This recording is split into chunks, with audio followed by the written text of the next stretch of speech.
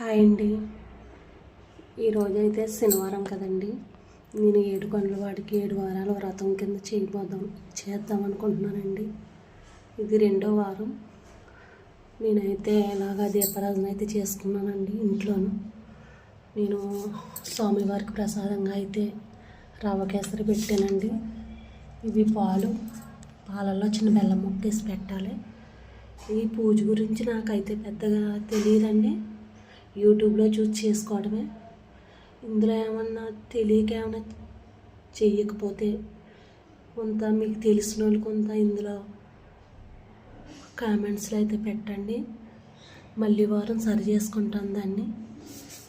ఈ పూజా విధానం అయితే నాకైతే సరిగ్గా తెలియదు. మామూలుగా స్వామివారిని అయితే మనసులో అనుకుని ఈ పూజ అయితే చేసుకున్నాను. ఓకేనండి, బాయ్ బాయ్.